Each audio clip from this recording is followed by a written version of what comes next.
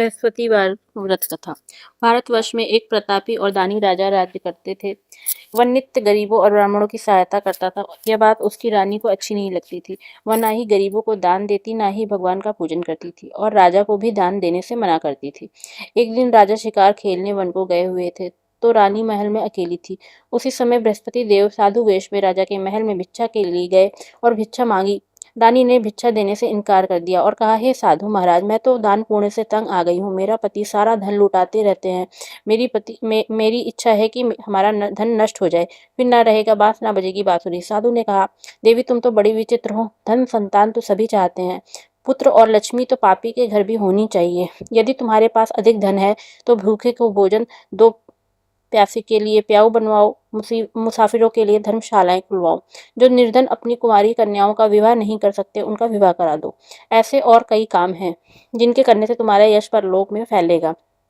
परंतु रानी पर उपदेश का कोई प्रभाव न पड़ा। वह बोली, महाराज आप मुझे कुछ ना समझाएं, मैं ऐसा धन नहीं चाहती जो हर जगह बांटती फिरूं। साधु ने उत्तर दिया, यदि तुम्हारी ऐसी इच्छा है तो तथास्तु। तुम ऐसा करना कि बृहस्पतिवार को घर लीप कर पीली मिट्टी से अपना सिर धोकर स्नान करना, भट्टी चढ़ाकर कपड़े धोना। ऐसा करने से आपका सारा धन नष्ट हो जाएगा। इतना कहकर वह साधु महाराज वहां से अलोप हो गए। साधु के अनुसार कई बातों को पूरा करते हुए रानी को केवल 3 बृहस्पतिवार ही बीते थे कि उसकी समस्त धन संपत्ति नष्ट हो गई। भोजन के लिए राजा का परिवार तरसने लगा। तब एक दिन राजा ने रानी से बोला कि हे रानी, तुम यहीं रहो, मैं दूसरे देश को जाता हूँ, क्योंकि यहाँ पर सभी लोग मुझे जानते हैं, इसलिए मैं कोई छोटा कार्य नहीं कर सकता।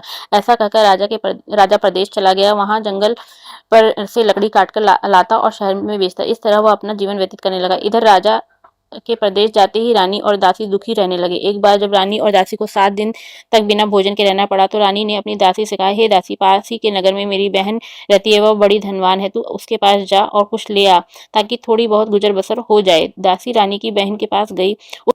उस दिन गुरुवार था और रानी की बहन उस समय बृहस्पतिवार की कथा सुन रही थी। दासी ने रानी की बहन को अपनी रानी का संदेश दिया, लेकिन रानी की बड़ी बहन ने कोई उत्तर नहीं दिया। जब दासी को रानी की बहन से कोई उत्तर नहीं मिला तो वह बहुत दुखी हुई और उसे क्रोध भी आया। दासी ने वापस आकर रानी को सारी बात बता दी। सुनकर रानी ने अपने भाग्य को कोसा। उधर रानी की बहन ने सोचा कि मेरी बहन की दासी आई हुई थी, परंतु मैं उससे नहीं बोली, इससे वह बहुत दुखी हुई होगी। कथा सुनकर और पूजन समाप्त करके वह अपनी बहन के घर आई और कहने लगी, हे बहन, मैं बृहस्पतिवार का व्रत कर रही थी। तुम्हारी दासी मेरे घर आई हुई थी, परंतु जब तक की कथा होती है तब तक ना उठते हैं और ना ही बोलते हैं, इसलिए मैं नहीं बोली। कहो दासी क्यों क्यों गई थी? रानी बोली, बहन तुमसे क्या छिपाऊं, हमारे घर में खाने तक को अनाज नहीं था। ऐसा कहते कहते रानी की आंखें भर आई। उसने दासी समेत पिछले 7 दिनों से भूखे रहने तक की बात अपनी बहन को विस्तार पूर्वक सुना दी। रानी की बहन बोली, देखो बहन, भगवान बृहस्पति देव सबकी मनोकामना पूर्ण करते हैं। देखो, शायद तुम्हारे घर में अनाज रखा हो। पहले तो रानी को विश्वास नहीं हुआ, पर बहन के आग्रह पर उसने अपनी दासी को अंदर भेजा तो उससे सचमुच अनाज से भरा एक घड़ा मिल गया। यह देखकर दासी को बड़ी हैरानी हुई। दासी रानी से कहने लगी, हे रानी, जब हमको भोजन नहीं मिलता तो हम व्रत ही तो करते हैं, इसलिए क्यों ना इनसे व्रत और कथा की विधि को पूछ ली जाए ताकि हम भी व्रत कर सकें। तब रानी ने अपनी बहन से बृहस्पतिवार व्रत के बारे में पूछा। उसकी बहन ने बताया, बृहस्पतिवार के व्रत में चने की दाल और मुनक्का से विष्णु भगवान का केले की जड़ में पूजन करें तथा दीपक जलाएं, व्रत कथा सुने और पीला भोजन ही करें, इससे बृहस्पति देव प्रसन्न होते हैं। व्रत और पूजन विधि बताकर रानी की बहन अपने घर को लौट गई। 7 दिन के बाद जब गुरुवार आया तो रानी और दासी ने व्रत रखा। गुड़ साल में जाकर चना और गुड़ लेकर आई, फिर उससे केले की जड़ तथा विष्णु भगवान का पूजन किया। अब पीला भोजन कहाँ से आए, इस बात को लेकर दोनों बहुत दुखी थे। चूंकि उन्होंने व्रत रखा था इसलिए बृहस्पति देव उनसे प्रसन्न थे, इसलिए वे एक साधारण व्यक्ति का रूप धारण कर 2 थालों में सुंदर पीला भोजन दासी को दे गए। भोजन पाकर दासी प्रसन्न हुई और फिर रानी के साथ मिलकर भोजन ग्रहण किया। उसके बाद वे सभी गुरुवार को व्रत और पूजन करने लगी। बृहस्पति भगवान की कृपा से उनके पास फिर से धन संपत्ति आ गई, परंतु रानी फिर से पहले की तरह आलस करने लगी। तब दासी बोली, देखो रानी, तुम पहले भी इस प्रकार आलस करती थी, तुम्हें धन रखने में कष्ट होता था, इस कारण सभी धन नष्ट हो गया, और जब भगवान बृहस्पति देव की कृपा से धन मिला है तो तुम्हें फिर से आलस्य होता है। रानी को समझाते हुए दासी कहती है कि बड़ी मुसीबतों के बाद हमने यह धन पाया है। इसलिए दान पुण्य करना चाहिए, भूखे मनुष्य को भोजन कराना चाहिए और धन को शुभ कार्यों में खर्च करना चाहिए, जिससे तुम्हारे कुल का यश बढ़ेगा, स्वर्ग की प्राप्ति होगी और पितृ प्रसन्न होंगे। दासी की बात मानकर रानी अपना धन शुभ कार्यों में खर्च करने लगी, जिससे पूरे नगर में उसका यश फैलने लगा। बृहस्पतिवार व्रत कथा के बाद श्रद्धा के साथ की जानी चाहिए। इसके बाद प्रसाद बांटकर उसे ग्रहण करना चाहिए। एक दिन राजा दुखी होकर जंगल में एक पेड़ के नीचे आसन जमाकर बैठ गया। वह अपनी दशा को याद करके व्याकुल होने लगा। बृहस्पतिवार का दिन था। एकाएक उसने देखा कि निर्जल वन में एक साधु प्रकट हुए। वह साधु वेश में स्वयं बृहस्पति देवता थे। लकड़हारे के सामने आकर बोले, हे लकड़हारे, इस सुनसान जंगल में तू चिंता मग्न क्यों बैठा है? लकड़हारे ने दोनों हाथ जोड़कर प्रणाम किया और उत्तर दिया, महात्मा जी, आप सब कुछ जानते हैं, मैं क्या कहूँ? यह कहकर रोने लगा और साधु को अपनी आत्मकथा सुनाई। महात्मा जी ने कहा, तुम्हारी स्त्री ने बृहस्पति के दिन बृहस्पति भगवान का निरादर किया है, जिसके कारण रुष्ट होकर उन्होंने तुम्हारी यह दशा कर दी। अब तुम चिंता को दूर करके मेरे कहने पे चलो तो तुम्हारे सब कष्ट दूर हो जाएंगे और भगवान पहले से भी अधिक संपत्ति देंगे। तुम बृहस्पति के दिन कथा किया करो। 2 पैसे के चने नक्का लाकर उसका प्रसाद बनाओ और शुद्ध जल से लोटे में शक्कर मिलाकर अमृत तैयार करो। कथा के पश्चात अपने सारे परिवार और सुनने वाले प्रेमियों में अमृत व प्रसाद बांटकर आप भी ग्रहण करो। ऐसा करने से भगवान तुम्हारी सभी मनोकामनाएं पूरी करेंगे।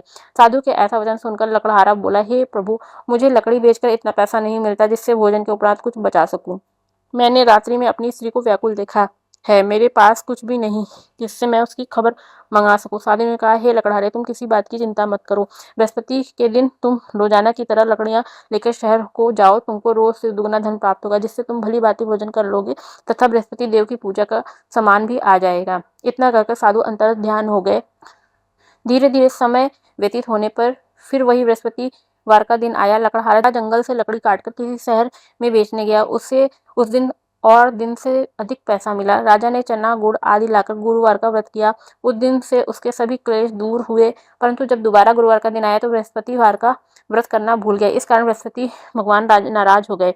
उस दिन उस नगर के राजा ने विशाल यज्ञ का आयोजन किया तथा शहर में यह घोषणा करा दी कि कोई भी मनुष्य अपने घर में भोजन न बनवाए, न आग जलवाए। समस्त जनता मेरे यहाँ भोजन करने आवे। इस आज्ञा को जो न मानेगा उसे फांसी की सजा दी जाएगी। इस तरह घोषणा संपूर्ण नगर में करवा दी गई।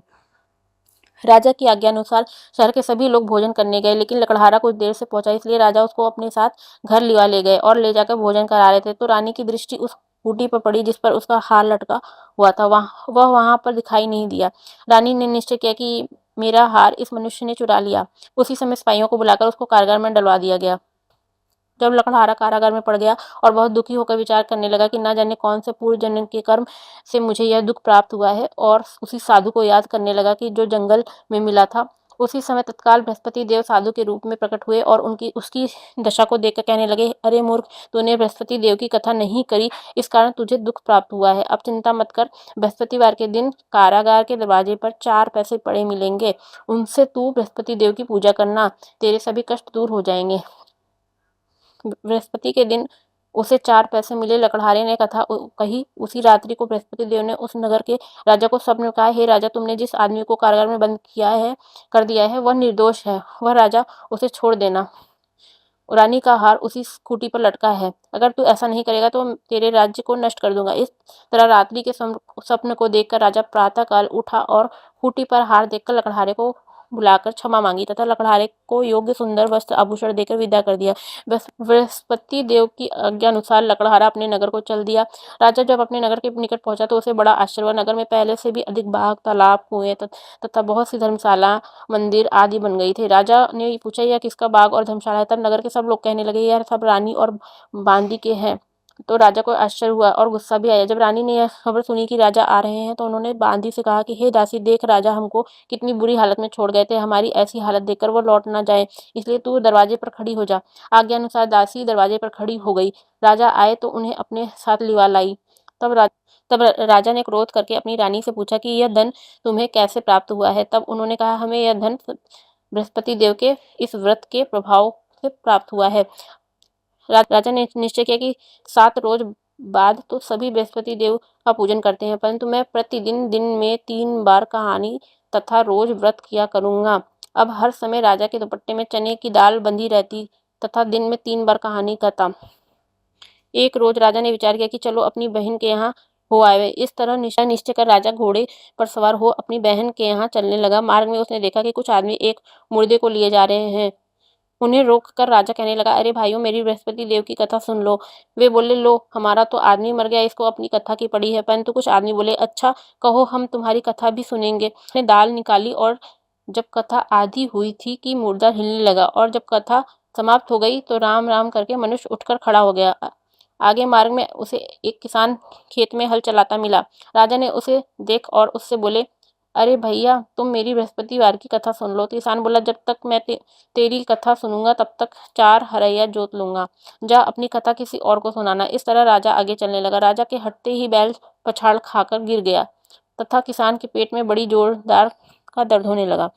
उस समय उसकी माँ रोटी लेकर आई। उसने जब यह देखा तो अपने पुत्र से सब हाल पूछा और बेटे ने भी सभी हाल कह दिया। तो बुढ़िया दौड़ी दौड़ी उस घुड़सवार के पास गई और उससे बोली कि मैं तेरी कथा सुनूंगी, तू अपनी कथा मेरे खेत पर चलकर ही कहना। राजा ने बुढ़िया के खेत पर जाकर कथा कही, जिसके सुनते ही वह बैल उठ खड़े हुए तथा किसान के पेट का दर्द भी बंद हो गया। राजा अपनी बहन के घर पहुंचा। बहन ने भाई की खूब मेहमानी की। दूसरे रोज प्रातःकाल राजा जगा तो वह देखने लगा कि सब लोग भोजन कर रहे हैं। राजा ने अपनी बहन से कहा, ऐसा कोई मनुष्य है जिसने भोजन नहीं किया हो, मेरी बृहस्पतिवार की कथा सुन ले। बहन बोली, हे भैया, यह देश ऐसा ही है कि पहले यहाँ लोग भोजन करते हैं, बाद में अन्य काम करते हैं। अगर कोई पड़ोस में हो तो देख आऊं। वह ऐसा कह वह ऐसा कहकर देखने चली गई, परंतु उससे कोई ऐसा व्यक्ति नहीं मिला जिसने भोजन ना किया हो। अतः वह एक कुम्हार के घर गई जिसका लड़का बीमार था। उसे मालूम हुआ कि उस उनके यहाँ 3 रोज से किसी ने भोजन नहीं किया। रानी ने अपने भाई की कथा सुनने के लिए कुम्हार से कहा। वह तैयार हो गया। राजा ने जाकर बृहस्पतिवार की कथा कही, जिसको सुनकर उसका लड़का ठीक हो गया। अब तो राजा की प्रशंसा होने लगी। एक रोज राजा ने अपनी बहन से कहा कि हे बहन, हम अपने घर को जाएंगे, तुम भी तैयार हो जाओ। राजा की बहन ने अपनी सास से कहा। सास ने कहा, हाँ, चली जा, परंतु अपने लड़के को मत ले जाना, क्योंकि तेरे भाई की कोई औलाद नहीं है। बहन ने अपने भैया से कहा, हे भैया, मैं तो चलूंगी, पर कोई बालक नहीं जाएगा। राजा बोला, जब कोई बालक नहीं चलेगा तब तुम ही क्या करोगी। बड़ी दुखी मन से राजा अपने नगर लौट आया। राजा ने अपनी रानी से कहा, हम निर्वंशी हैं, हमारा मुंह देखने का धर्म नहीं है और कुछ भोजन आदि ही नहीं किया। रानी बोली, हे प्रभु, बृहस्पति देव ने हमें सब कुछ दिया है, हमें औलाद अवश्य देंगे। उसी रात को बृहस्पति देव ने राजा से स्वप्न में कहा, हे राजा, उठ, सभी सोच त्याग दे, तेरी रानी गर्भ से है। राजा की यह बात सुनकर बड़ी खुशी हुई। 9वें महीने में उस 9वें महीने में उसके गर्भ से एक सुंदर पुत्र पैदा हुआ। तब राजा बोला, हे रानी, स्त्री बिना भोजन के रह सकती है, पर बिना कहे नहीं रह सकती। जब मेरी बहन आवे तो तुम उससे कुछ कहना मत। रानी ने सुनकर हाँ कह दिया। जब राजा की बहन ने यह शुभ समाचार सुना तो वह बहुत खुश हुई तथा बधाई लेकर अपने भाई के यहाँ आई। तभी रानी ने कहा, घोड़ा चढ़कर तो नहीं आई, गधा चढ़ी आई। राजा की बहन बोली, भाभी, मैं इस प्रकार ना कहती तो तुम्हें औलाद कैसे मिलती। बृहस्पति देव ऐसे ही हैं जैसे जिसके मन में कामनाएं हैं सभी को पूर्ण करते हैं। जो सद्भावना पूर्वक बृहस्पतिवार का व्रत करता है एवं कथा पढ़ता है अथवा सुनता है, दूसरों को सुनाता है, बृहस्पति देव उसकी सभी मनोकामना पूर्ण करते हैं।